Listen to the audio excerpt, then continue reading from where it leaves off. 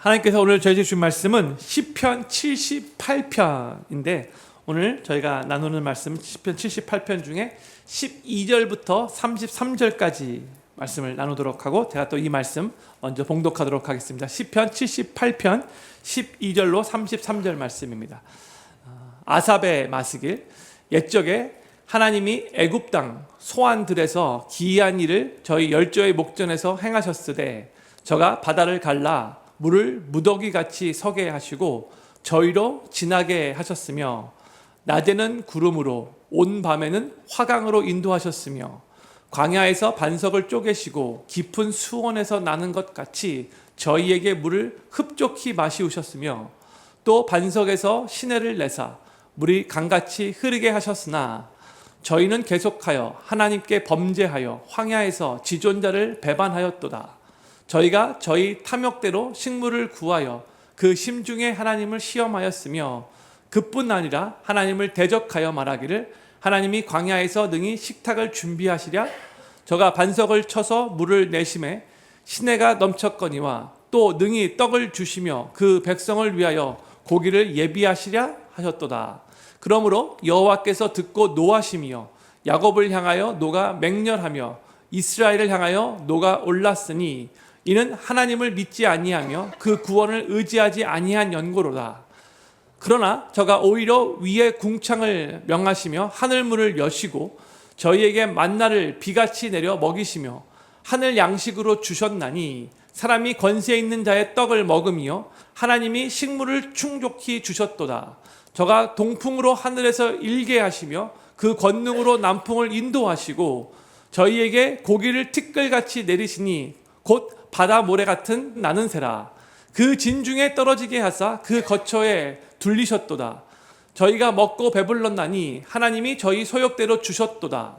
저희가 그 욕심에서 떠나지 아니하고 저희 식물이 아직 그 입에 있을 때에 하나님이 저희를 대하여 노를 바라사 저희 중 살찐 자를 죽이시며 이스라엘의 청년을 쳐 엎드려뜨리셨도다. 그럴지라도 저희가 오히려 범죄하여 그의 기사를 믿지 아니하였으므로 하나님이 저희 날을 헛되이 보내게 하시며 저희 해를 두렵게 지나게 하셨도다. 아멘. 오늘 저희가 나누는 시편 78편의 표제어는 아삽의 마스길입니다. 마스길은 교훈시로 이해하면 된다고 말씀드렸죠. 이 시편 78편은 아삽이 이스라엘 역사를 회고하면서 이스라엘 백성들의 범죄와 불신에도 불구하고 신실하신 하나님께서 은혜를 베푸신 것에 대해서 노래하며 이것을 또 이스라엘 후손들에게 교훈을 주기 위해서 지은 시입니다. 그런데 이 시편 78편이 상당히 길어요. 무려 72절로 되어 있어요. 그래서 오늘 시간상 이 78편 전체 내용을 다 나눌 수는 없고 제가 이 시편을 쭉 이렇게 보다가 중간 부분인 12절부터 33절까지의 내용을 나누면 좋겠다라는 생각이 들어서 오늘 이 내용만 중간 내용만 나누도록 하겠습니다. 집에 가셔서 오늘 저녁에 시편 78편 전체를 한번 읽어보실 것을 강력하게 추천드립니다. 강력하게 추천드리면 별로 안 읽지 않으시는데 하여튼 읽어보시도록 노력해 주시면 좋을 것 같아요.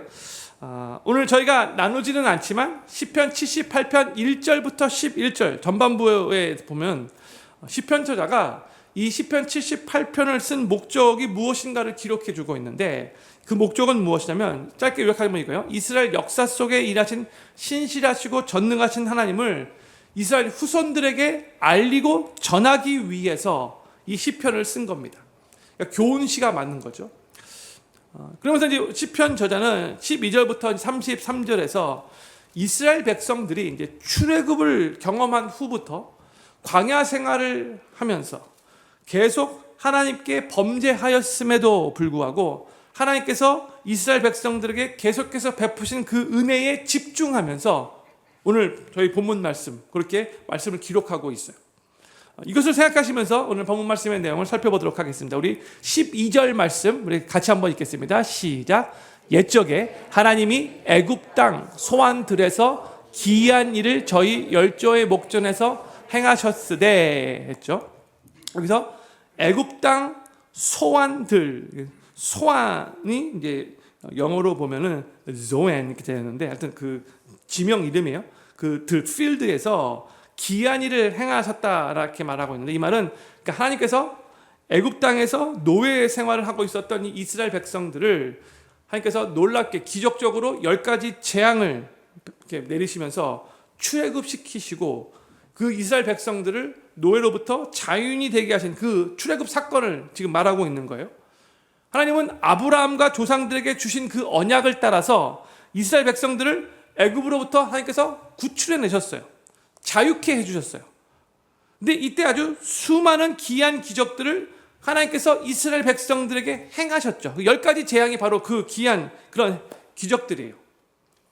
13절에서는 또 이렇게 말씀합니다. 13절 말씀 같이 읽겠습니다. 시작. 저가 바다를 갈라 물을 무더기 같이 서게 하시고 저희로 지나게 하셨으며 했어요. 이 13절 말씀은 뭘 의미하는 걸까요? 하나님께서 홍해를 기적으로 가르신 사건을 지금 의미하고 있는 거예요. 그런데 성경의 다른 곳에서는 그냥 하나님께서 홍해를 가르셨다라고만 그렇게 표현을 해요. 그런데 오늘 본문 말씀에서 보면은 하나님이 홍해를 가르셔서 물을 무더기같이 서게 하셨다. 무더기라고 말하니까 좀 이상한데 뭘 의미하는지 알죠? 그러니까 하나님께서 홍해를 가르셨는데 다른 곳에서는 그냥 홍해를 가르셨다라고만 그렇게 표현하고 있지만 본문 말씀에서는 홍해를 가르셔서 물 양 옆에 물벽을 세우셨다. 이렇게까지 표현을 하고 계시는 거죠. 이스라엘 백성들이 홍해를 마른 땅과 같이 건너가면서 양 옆으로 이 물벽이 서 있는 것을 보면서 지나갔겠죠. 그렇죠? 그러면서 이런 생각이 들었을 수도 있을 것 같아요. 만약 이 물벽이 한순간에 허물어지면 우리는 이 홍해에서 수장돼 죽겠다. 이런 생각하면서 홍해를 건너갔을 것 같아요. 그렇죠? 지금 우리는 이미 다 그게 뭐 자연적으로 다 일어난 것 같이 그렇게 생각이 될지 모르겠지만 그 당시에 그 이스라엘 백성들을 홍해를 건너면서 지금 완전히 이 자연 법칙이 무너진 거잖아요. 이 물벽이 그냥 정말 그 앞에 뭐 이렇게 막 유리가 이렇게 딱 있는 것도 아니고 그냥 물벽이 양옆으로 생긴 거예요. 별로 그렇게 감흥이 없는 것 같은데. 근데 그걸 통과한 거죠. 마른 땅과 같이 그걸 통과한 거예요. 그리고 지나가면서 나는 지금 마른 땅과 같이 지금 이렇게 건너가고 있는데 저 물벽 저편에서는 이제 물고기들이 왔다 갔다 하는 게 또 보이겠죠. 그렇죠? 물고기가 쏙 빠져나오면 어떡하나 이런 생각도 별로 뭐 모르겠어요. 막 지금 빨리빨리 막 건너가기 위해서 최선을 다해 노력했는지 모르겠지만 수족관 같이 공짜로 그 물고기들을 또 구경했을 수도 있을 것 같아요. 하여튼 근데 지금 시편 저자는 이스라엘 백성들이 그렇게 홍해를 안전하게 건넌 것이 얼마나 큰 기적이었는가. 양옆으로 물벽이 생긴 것까지도 그렇게 표현하면서 좀 더 극적으로 이렇게 우리들에게 표현해주고 있는 거예요. 하나님이 하신 일이라고. 그러면서 14절에서는 구름 기둥과 불 기둥에 대해서 말합니다. 14절 말씀 갖겠습니다. 시작. 낮에는 구름으로 온 밤에는 화강으로 인도하셨으며. 그렇죠? 하나님께서 여러분 다 이미 들어서 알다시피 낮에는 그 광야가 너무나 더우니까 하나님께서 이들을 인도하실 때 구름 기둥으로 인도하셨고요. 밤에는 또 그 광야가 너무 추울 수 있으니까 여기서는 화강이라고 이렇게 표현했는데 불기둥으로 그렇게 인도하신 거예요. 그러니까 이스라엘 백성들을 인도하실 뿐만이 아니라 너무 덥지도 않게 너무 춥지도 않게 그렇게 불기둥 구름기둥으로 그렇게 이들을 인도하시고 지키시고 보호하신 것, 이것이 하나님의 은혜라고 정말 기적이라고 또 여기서 이렇게 표현하고 있는 거예요. 이번엔 15절과 16절 말씀 같이 읽겠습니다. 시작. 광야에서 반석을 쪼개치고 깊은 수온에서 나는 것 같이 저희에게 물을 흡족히 마시우셨으며 또 반석에서 시내를 내사 물이 강같이 흐르게 하셨으나 했어요. 여기서는 이 이스라엘 백성들이 광야 생활을 하면서 계속해서 물을 마실 수 있도록 하나님께서 행하신 기적을 말하고 있는 거죠. 광야에서 이스라엘 백성들이 총 몇 명이었어요? 남자 장정만 60만 명이 넘었죠. 그러니까 뭐 여자 또 어린 아이들까지 다 합치면 보통 200만 명이 넘는 숫자였을 거라고 말해요. 200만 명이 광야 생활을 하는데 계속해서 물을 마실 수 있도록 하나님이 공급해 주신 거예요. 물 없으면 죽잖아요. 40년 동안 하나님이 계속해서 그렇게 해주신 거죠. 놀랍게. 근데 보세요. 이 15절 다시 비춰주세요. 광야에서 물이 아주 희귀하지만 하나님께서 반석을 쪼개셨대요. 그 표현을 사용하죠. 그래서 매우 깊은 곳에서, 수온에서 깊은 곳에서 물이 나오는 것처럼 200만 명이 넘는 이스라엘 백성들이 매일 물을 흡족하게 마실 수 있게 해주셨다는 거예요. 광야에서. 그리고 16절에서는 이제 15절 말씀에서 더 추가해요. 광야에서 하나님이 시내를 내셔서 물이 강같이 흐르게 하셨다라고 이렇게 표현하고 있어요. 지금 이스라엘 백성들이 출애굽을 하고 난 후에 하나님께서 어떻게 이스라엘 백성들을 광야에서 인도하셨는가를 지금 13절부터 16절에서 계속해서 하나님의 놀라운 은혜와 그 기적의 그 현장을 이 지금 시편 저자가 우리들에게 보여주고 있는 거예요. 거듭거듭 하나님의 놀라운 그 일하심을 우리들에게 강조하고 있는 거죠. 기적이었다는 거예요. 그렇게 이스라엘 백성들을 인도했다는 거예요.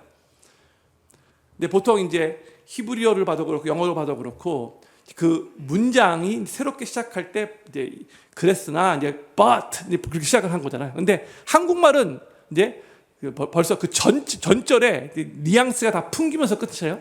흐르게 하셨다. 그러나 이렇게 시작하는 건데 한국말 번역할 때는 흐르게 하셨으나 이게 원래 하셨으나가 아니라 하셨다. 그리고 17절에서 but로 시작하는 건데 한국말은 이렇게 번역이 된 거예요. 근데 벌써부터 느낌이 좀 이제 부정적인 느낌이 나올 것 같죠. 그렇죠?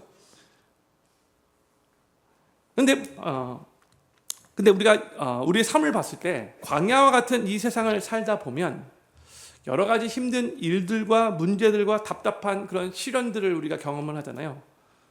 그래서 우리도 어찌할 바를 잘 모르게 되는 그런 경우들이 막막하게 느껴지는 경우가 있는 것 같아요. 그러나 그때마다 우리와 함께 하시는 하나님께서 우리를 지금도 인도하고 계신다는 것을 우리가 믿고 눈에 보이지 않지만 그렇지만 우리의 믿음으로 그 하나님께 우리의 시선을 고정하고 그렇죠? 항상 하나님의 말씀 붙잡고 그 하나님만을 의지하며 하나님께서 우리를 하나님의 강한 손으로 붙잡아주고 계시고 하나님께서 우리의 모든 쓸 것과 모든 필요를 모든 먹을 것을 신실하게 흡족하게 공급해 주시며 우리의 삶을 하나님께서 구름 기둥과 불 기둥으로 인도해 주실 것이라고 믿으면서 그 하나님만 바라보고 계속해서 믿음의 길을 걸어가야 되는 거죠. 저는 여기 계신 모든 필교계 성도님들이 광야 같은 이 세상을 살아가면서 힘든 상황을 만날 때에 그 속에서도 우리와 함께 하시며 놀라운 능력과 은혜로 신실하게 일하시는 참 좋으신 우리 하나님의 보호하심과 공급하심과 인도하심과 붙잡아 주심을 삶 가운데 친히 경험하시면서 그 모든 힘든 상황을 잘 극복해 나가시게 되기를 우리 구주 예수님의 이름으로 간절히 축원합니다. 하나님께서 이스라엘 백성들을 놀라운 기적으로 인도하시며 거듭해서 기적을 베푸셨음에도 불구하고 이스라엘 백성들은 계속 하나님께 범죄하였다는 것을 이제 시편 저자가 안타깝게 17절부터 말을 해요. 17절 말씀 같이 읽겠습니다. 시작. 저희는 계속하여 하나님께 범죄하여 황야에서 지존자를 배반하였도다 했어요. 신실하신 하나님의 그 인도하심 속에서 매일 지금 하나님께서 구름 기둥, 불 기둥으로 이스라엘 백성들을 이렇게 인도하고 계시잖아요. 그렇죠? 매일매일 그 하나님의 인도하심 속에서도 이스라엘 백성들은 계속해서 하나님께 범죄했다 이렇게 말하고 있죠. 그리고 17절 후반부에 가서는 이스라엘 백성들이 지존자를 배반하였다 이렇게 말하고 있어요. 여기서 사용된 배반했다는 이 히브리어 원어는 마라라는 단어인데 저희가 오늘 나누지는 않았지만 이 시편 78편 이 8절에 보면 이 동일한 단어가 사용됐지만 한국말로는 다르게 번역이 됐어요. 제가 8절 말씀 한번 읽을게요. 8절 말씀. 그 열조 곧 완고하고 패역하여 그 마음이 정직하지 못하며 이렇게 말하고 있는데 여기서 8절에서 패역하다라는 단어와 조금 전에 17절 다시 17절에서 배반하였다라는 이 단어가 같은 단어예요. 히브리어로 보면은. 그러니까 이스라엘 백성들은 하나님의 그 신실하신 인도하심을 매일매일 경험하며 살아갔음에도 불구하고 하나님께 합당한 영광과 감사를 돌리기는커녕 도리어 하나님 배반하고 하나님께 폐역까지 하며 그렇게 살아갔다는 거죠. 안타까운 이스라엘 백성들의 모습이에요. 그러면서 시편저자는 이 조상들의 그 폐역과 그 반역에 대해서 언급한 후에 18절부터 조금 더 구체적으로 그 조상들의 폐역과 반역이 어떻게 나타났는가를 우리들에게 또 알려줍니다. 18절 말씀 같이 읽겠습니다. 시작. 저희가 저희 탐욕대로 식물을 구하여 그 심중에 하나님을 시험하였으며 했죠. 이 18절 말씀은 하나님께서 만나를 매일 아침에 공급해 주실 거라고 말씀을 하시면서 이스라엘 백성들에게 지시사항을 주셨잖아요. 딱 너희가 먹을 하루 양만 만나를 컬렉트하라. 아침에 그렇게 딱 하루 양만 거두라. 이렇게 지시해 주셨어요. 하나님께서. 분명히 너 하루 양 이상 거두면 다 썩을 거야. 내일 내가 또 필요한 하루 양을 내일 또 공급해 줄 테니까 걱정하지 말고 오늘 딱 하루 양만 거둬. 하나님 분명히 확실하게 말씀해 주셨어요. 그런데 이스라엘 백성들은 그 하나님 말씀을 무시했어요. 욕심을 냈어요. 하루 양보다 더 많은 양을 거두었어요. 지금 그 얘기를 하고 있는 거예요. 지금 성경은 저희 탐욕대로 식물을 구했다라고 하면서 바로 그 행위가 하나님을 시험하는 행위였다라고 우리들에게 알려주고 있어요.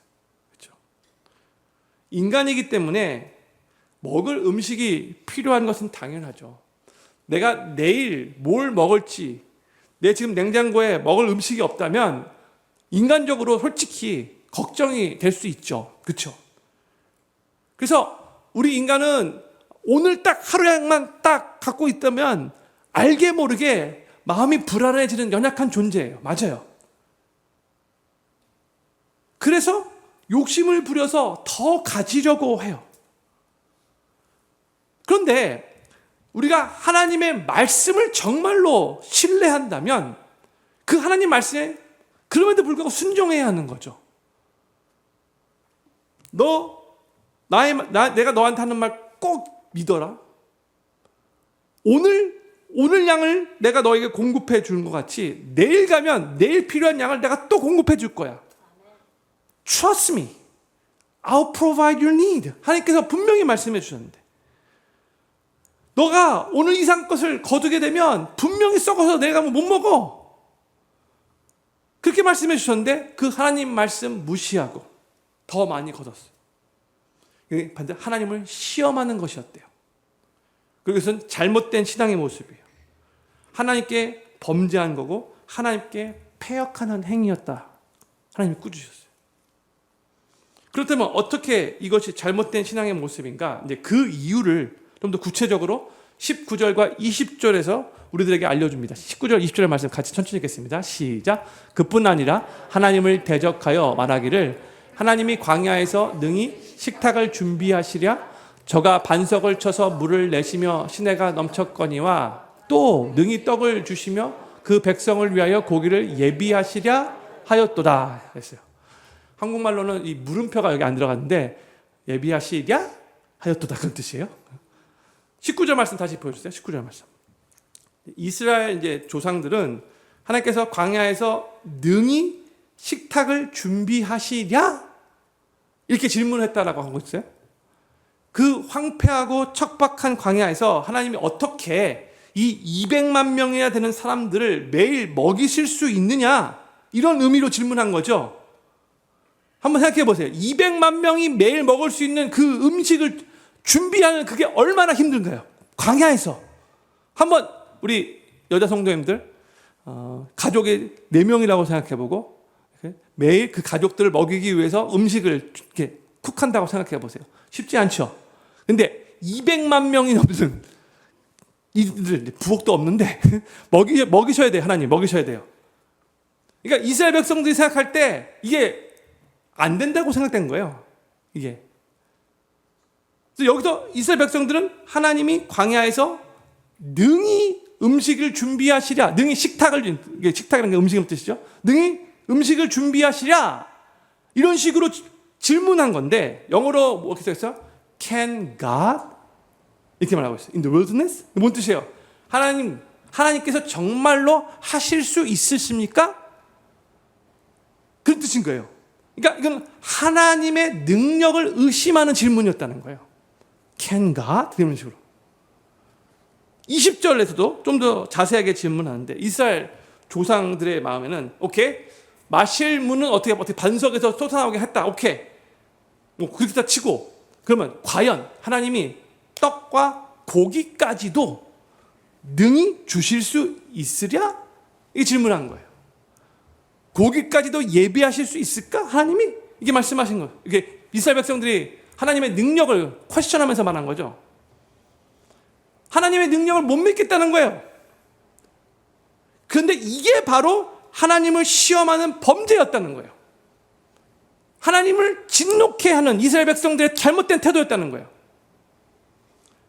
아까 15절 16절에서 이미 설명된 것처럼 이스라엘 백성들은 하나님께서 반석에서 물을 내시고 마치 광야에서 강물이 흐르듯이 200만 명이 넘는 이스라엘 백성들에게 흡족하게 물을 마시도록 하셨어요. 하나님이 하신 거예요. 그것도 불가능한 일 하나님이 하신 거죠. 그 기적을 이미 이스라엘 백성들이 경험했잖아요.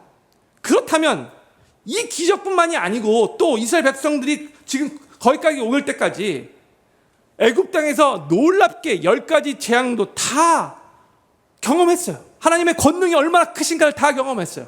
이스라엘 백성들은 하나님께서 안전하게 보호해 주실 때에 저 애굽 사람들에게 놀라운 그런 이 재앙이 임하는 거 봤어요. 자기들은 안전하고 저기들은 막 고통받고 있는 거 다 경험했어요. 또 홍해를 마른 땅과 같이 정말 걷는 그런 기적도 경험했어요. 아까 물벽까지 얘기했죠. 다 경험했어요. 지금 낮에는 구름기둥, 밤에는 불기둥, 매일매일 지금 하나님이 자신들을 인도하고 계심이 다 눈에 보여요.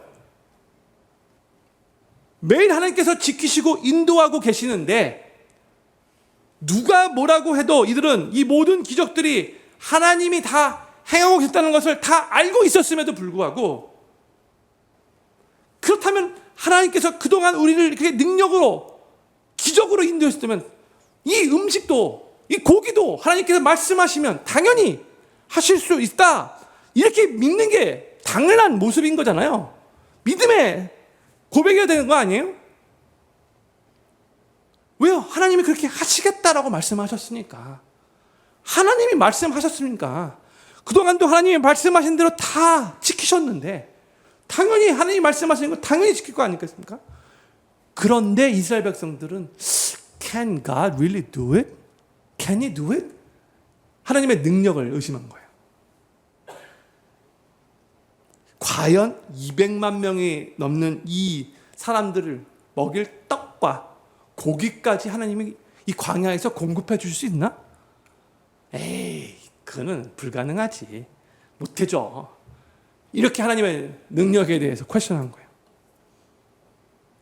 거듭거듭 하나님께서 하나님의 놀라운 능력과 은혜를, 기적을 베풀어 주셨는데 이들의 반응은 정말 의심이었어요. 그렇기 때문에 그들은 아침에 그날 하루치 양만을 거두라는 하나님의 말씀을 무시하고 내일도 또 모레도 계속해서 신실하게 그날 양을 공급해 주실 하나님을 불신하면서 오늘 더 거두려고 그 욕심을 가지고 하나님께 불순종했다는 거예요. 하나님의 능력을 온전히 믿지 못하니까, 하나님의 말씀을 온전히 믿지 못하니까 불순종하는 거죠. 사랑하는 필금교회 성도님들, 우리가 하나님께서 우리의 삶에 행하신 놀라운 능력과 하나님께서 우리 삶에 베푸신 은혜를 기억하며 그 하나님을 온전히 신뢰할 때에 하나님께서 우리 삶에 참된 지존자로 일하실 거라는 것을 믿으시기 바랍니다. 저는 필금교회 모든 성도님들이 하나님께서 우리에게 베푸신 그 은혜와 행하신 놀라운 능력을 매일매일 기억하시면서 하나님을 우리의 참된 지존자로 모셔드리며 그 하나님을 온전히 신뢰하시고 하나님께 순종하시는 삶을 살아가시게 되기를 우리 구주 예수님의 이름으로 간절히 축원합니다. 이스라엘의 조상들의 그 불신과 그 패역에 대한 하나님의 반응은 진노하심이었어요. 21절과 22절 말씀 같이 천천히 읽겠습니다. 시작. 그러므로 여호와께서 듣고 노하심이요 야곱을 향하여 노를 맹렬하며 이스라엘을 향하여 노가 올랐으니 이는 하나님을 믿지 아니하며 그 구원을 의지하지 아니한 연고로다 했어요. 21절에서 하나님의 진노하심을 말씀하십시오. 그렇죠? 하나님 진노하셨대요. 근데 22절에서 그 이유를 말해주고 있는데 그것은 하나님을 믿지 않고 그 구원을 의지하지 않았기 때문이다 이렇게 말해주고 있어요. 여기서 의지하지 않았다는데 의지하다로 번역된 히브리어는 바타르라는 단어인데 신뢰하다라는 그런 의미의 단어예요. 신뢰하다 이런 뜻이에요. 그래서 보세요. Because they did not believe in God and did not trust His saving power. 그렇게 말하고 있어요. 이스라엘 백성들은 하나님의 놀라운 기적들을 계속해서 체험했지만 여전히 하나님을 신뢰하지 못했어요. 그로 인해 하나님께서 진노하신 거예요. 우리 하나님은 정말 노하기를 더디하시는 분이시죠. 오래 참으시는 하나님이시잖아요. 그런데 성경에서 하나님이 진노하시는 장면이 가끔씩 나와요. 언제 오래 참으시는 하나님께서 진노하시는가? 언제 그런가? 하나님의 백성들이 하나님을 하나님으로서 취급하지 않고 하나님 무시할 때예요. 하나님은 분명 살아서 역사하시는 하나님이신데 하나님의 백성들이 마치 하나님을 죽은 하나님과 같이 여기면서 그 하나님을 신뢰하지 않으면 하나님이 그때 진노하시는 거예요. 가데스 바네아에서 이스라엘 백성들은 10명의 정탐꾼들이 우리 저 거인 아낙 자손들 앞에서 메뚜기 같이 초라하게 보였다. 이렇게 부정적인 보고를 했잖아요. 그 보고를 듣고 나서 저들은 우리의 밥이다. 하나님이 우리와 함께 하시면 저희들 다 정말 정복하고 이길 수 있다. 그렇게 외쳤던 그 여호수아와 갈렙의 말은 완전히 묵살해버리고 이스라엘 백성들은 저 10명의 정탐꾼의 그 부정적인 보고만 그 마음에 품고 밤새 통곡하며 원망하며 이제 우리 죽었다. 아니 죽을 것이 없어서 우리를 이곳까지 인도해서 여기서 죽게 만드냐. 차라리 애굽 땅에서 있었더라면 더 나았겠다. 이렇게 말하던 그 이스라엘 백성들을 향하여 하나님이 엄청 진노하셨죠. 하나님의 마음 상태는 이런 거예요. 야, 뭐가 문제냐?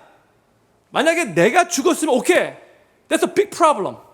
그런데 지금 내가 여전히 살아서 너희와 함께하고 있는데 내가 너희에게 승리를 주겠다고 저 약속의 땅 내가 너한테 이미 허락해 줬다고 말했는데 뭐가 문제냐? 지금 내가 너희와 함께하고 있는데 너희들 정말 나 믿는 거 맞아?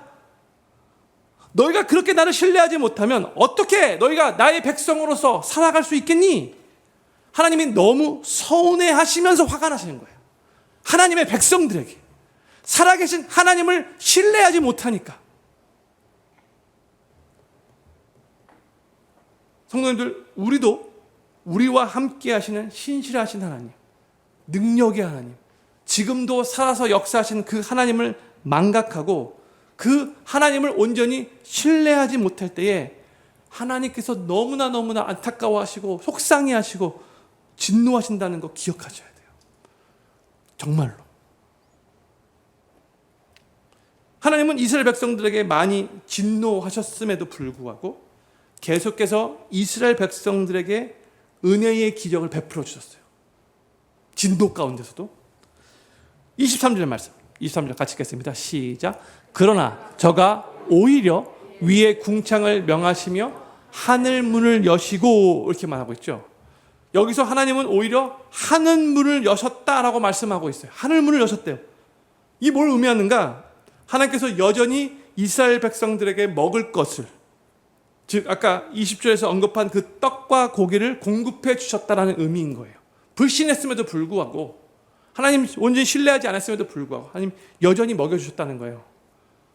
그래서 24절과 25절에서 이렇게 부연 설명을 합니다. 24절, 25절 같이 읽겠습니다. 시작. 저희에게 만나를 비같이 내려 먹이시며 하늘 양식으로 주셨나니 사람이 권세 있는 자의 떡을 먹으며 하나님이 식물을 충족히 주셨도다. 아멘. 하나님께서 만나를 하늘에서 비같이 내리게 하셨대요. 그래서 이스라엘 백성들을 먹이셨대요. 그렇죠? 24절 보면은요, 그 만나를 하늘 양식이라고 그렇게 표현하고 있어요. 하늘 양식. 하나님이 공급해 주셨기 때문에 하늘 양식인 거예요.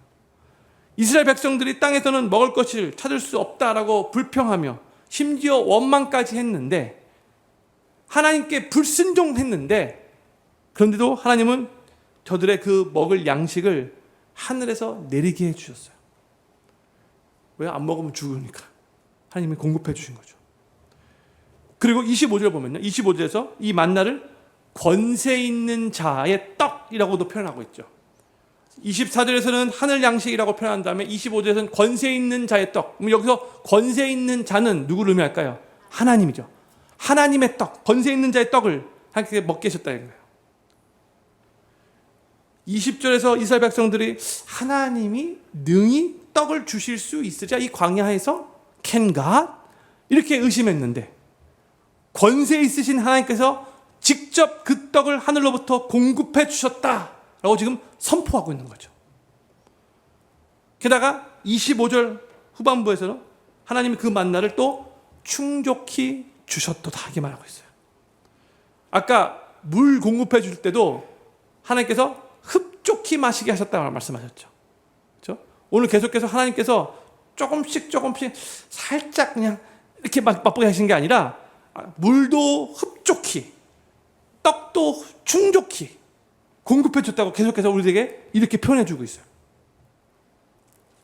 그러면서 이제 24절과 25절은 만나 떡을 말씀하고 있는데, 26절부터 29절에서는 떡뿐만이 아니라 고기까지 하나님이 주시기 위해서 메추라기를 보내셔서 백성들을 먹이셨다라고 말씀해 주고 있어요. 26절부터 29절 천천히 제가 읽겠습니다. 저가 동풍으로 하늘에서 일게 하시며 그 권능으로 남풍을 인도하시고 저희에게 고기를 티끌같이 내리시니 곧 바다모래 같은 나는 새라 그 진중에 떨어지게 하사 그 거처에 둘리셨도다. 저희가 먹고 배불렀나니 하나님이 저희 소욕대로 주셨도다. 뭐, 떡은 아멘인데 고기는 아멘이 안 나오네. 고기가 별로 먹고 싶지 않은 생각을.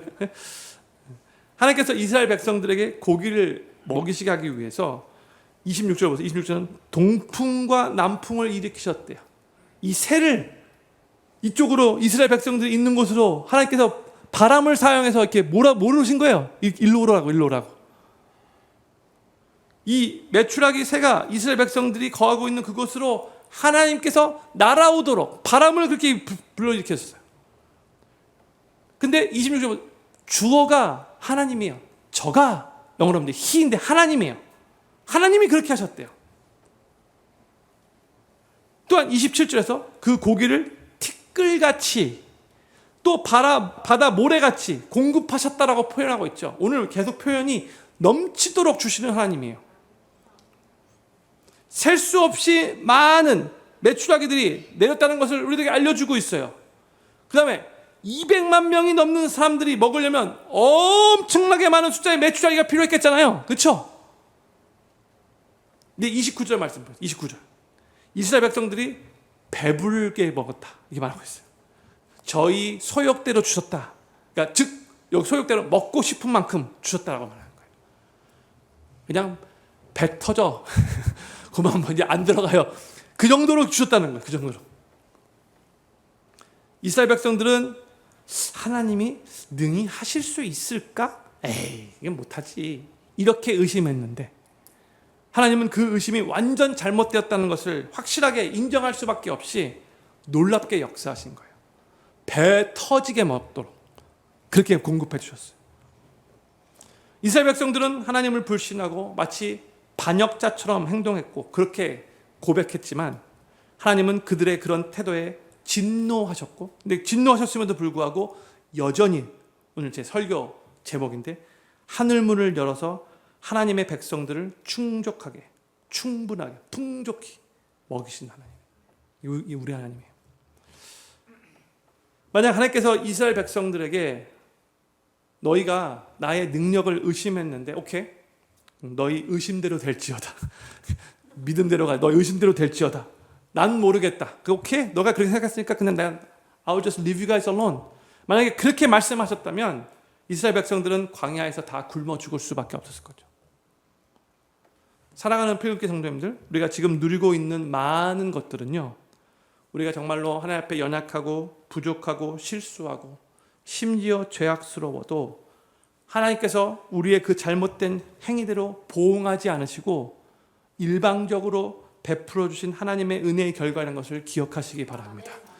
많은 때에 하나님이 우리의 잘못된 행동에 그렇게 보응하시지 않아요. 그럼에도 불구하고 은혜를 베풀어 주신 하나님이세요. 저는 필립교회 모든 성도님들이 우리의 믿음 없는 잘못된 행위대로 우리를 대하시지 않으시고 많은 때에 정말로 오래 참으시고 은혜로 대하시고 받을 자격이 없는 우리에게 일방적으로 은혜를 부어주시는 우리 하나님께 감사하시면서 더욱더 그 하나님 은혜에 합당한 삶을 살아가시게 되기를 우리 구주 예수님의 이름으로 간절히 축원합니다. 하나님께서 불신하는 이스라엘 백성들에게 진노하셨지만 여전히 하나님의 은혜로 그들에게 먹을 것을 떡과 고기를 풍족하게 공급해 주셨는데, 그러면 이스라엘 백성들은 그 하나님의 은혜를 경험했을 때에 어떻게 반응하는 게 올바른 반응이겠어요? 우리가 잘못 생각했구나. 우리 더욱더 우리가 하나님 더 신뢰해야겠구나. 절대로 하나님의 그 능력 조금 더 의심하면 안 되겠구나. 더 하나님 잘 믿어야겠구나. 이렇게 반응하는 게 자연스러운 반응이잖아요. 믿음의 반응이잖아요. 그렇죠? 계속해서 내가 하나님 말씀 순종하면 욕심 부리지 말아야지. 하나님께서 하나님 말 시키신 대로 말씀하신 대로 그렇게 순종하면서 살아야지. 그렇게 노력해야 되죠.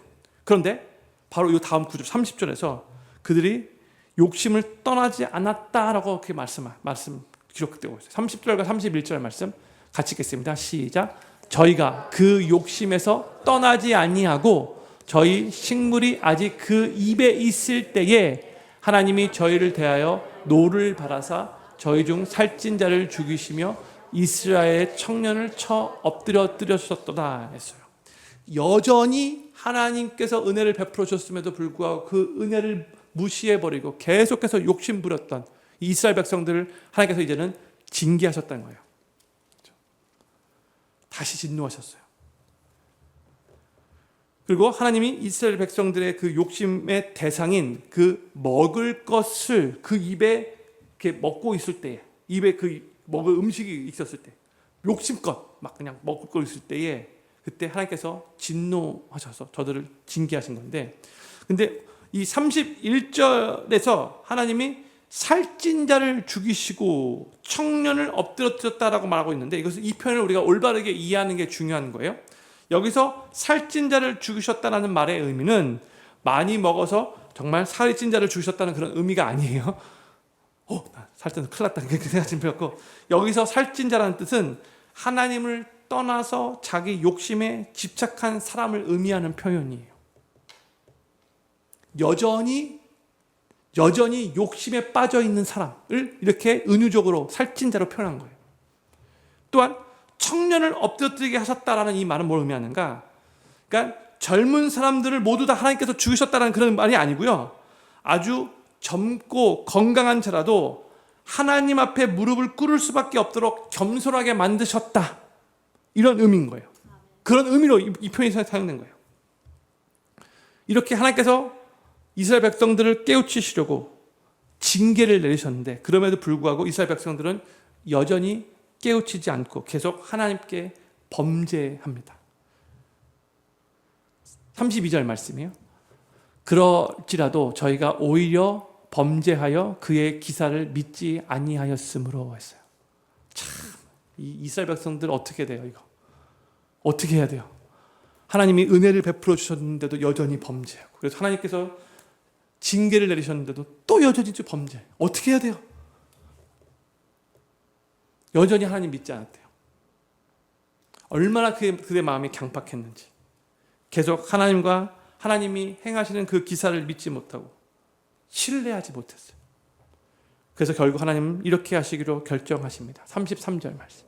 하나님이 저희 날을 헛되이 보내게 하시며 저희 해를 두렵게 지내게 하셨도다.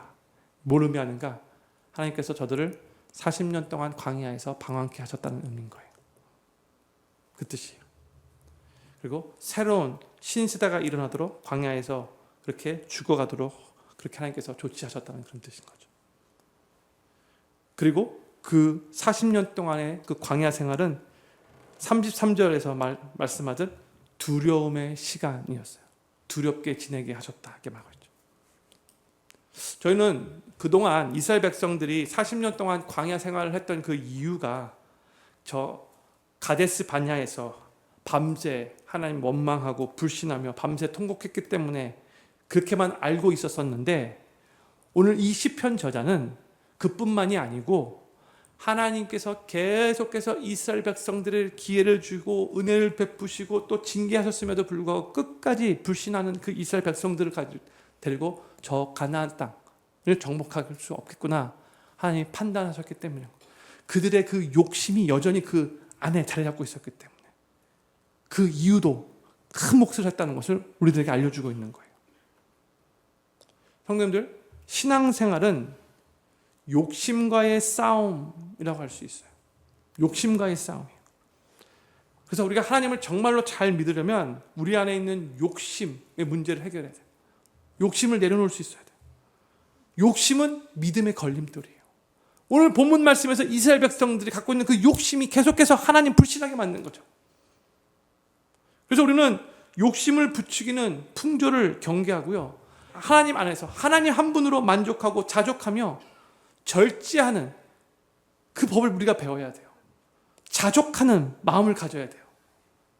그리할 때에 우리의 신앙이 더욱더 견고해지고, 그리할 때에 하나님이 주시는 그 영적인 풍성함을 더욱더 누릴 수 있고, 하나님의 놀라운 정말 기적 같은 역사를 우리가 경험할 수 있게 되는 거예요.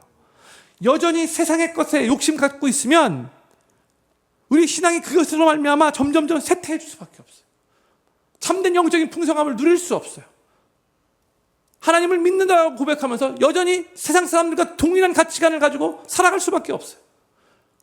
살아서 역사하시는 놀라운 그 하나님의 은혜의 역사를 우리가 경험하기가 힘들어요. 똑같이 세상 사람들과 동일한 것을 추구하며 살기 때문에 그런 거죠. 저는 불교교회 모든 성도님들이 하나님을 잘 믿는 그 믿음의 걸림돌이 되는 욕심에서 해방될 수 있기를 바라고, 그러기 위해 욕심을 부추기는 이 세상의 풍조를 경계하시고, 대신 나는 주님 한 분으로 충분합니다, 매일매일 매 순간순간 그렇게 입술로 고백하며 하나님이 우리에게 허락하신 것에 자족하면서 늘 절제하는 법을 배우시며, 정말 하나님이 주시는 영적인 풍성함을 더욱더 많이 삶 속에서 경험하시며 승리하며 견고한 신앙생활을 해나가시게 되기를 우리 구주 예수님의 이름으로 간절히 축원합니다. 기도 제목 4가지 읽고 오늘 기도하는 시간 갖도록 하겠습니다. 첫 번째 기도 제목입니다. 광야 같은 세상을 살아가면서 힘든 상황을 만날 때 우리와 함께 하시며 능력과 은혜로 신실하게 일하시는 좋으신 하나님의 보호하심과 공급하심과 인도하심을 경험하면서 힘든 상황을 잘 극복하게 하소서. 두 번째, 살아서 역사하시는 하나님을 마치 죽은 하나님으로 여기면서 그 하나님을 불신하며 하나님의 능력을 의심하는 일이 없게 하소서.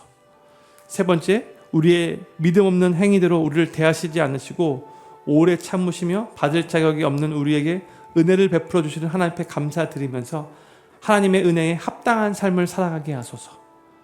마지막 네 번째, 믿음의 걸림돌이 되는 욕심에서 떠날 수 있도록 욕심을 부추기는 풍조를 경계하고 주님 한 분만으로 만족하며 주님이 우리에게 허락하신 것에 자족하면서 늘 절제하는 법을 배우게 하소서.